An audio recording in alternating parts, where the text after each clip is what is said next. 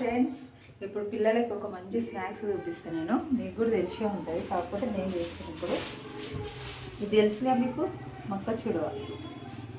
మా పిల్లలకు చాలా ఇష్టము. నేను చేసి పెడదాం అనుకుంటున్నాను. ఇప్పుడు దీన్ని ఫ్రై చేసుకోవాలి ఇట్లా ఆయిల్లో.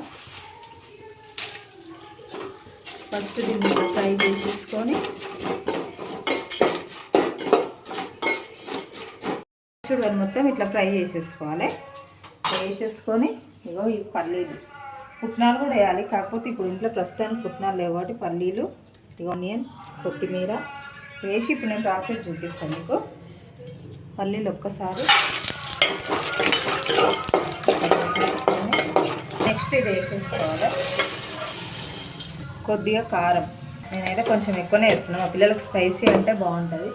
కొద్దిగా ఉప్పు సరిపడంత వేసేసుకొని మంచిగా మిక్స్ చేసేసుకోవాలి. బాగుంటుందండి ఇది, పిల్లలకు కూడా. నేనైతే సింపుల్గానే వేసేస్తున్నాను. మా పిల్లలు ఎంత సింపుల్గా వేసినా తినేస్తారు. మా బాబుకైతే ఫుల్ ఇష్టం. ఆనియన్స్ వేసేసుకోవాలి. ఆనియన్స్తో కొంచెం టేస్ట్ బాగుంటుంది, పిల్లలు ఇంకా ఇష్టంగా తింటారు. కొత్తిమీర, కరివేపాకు,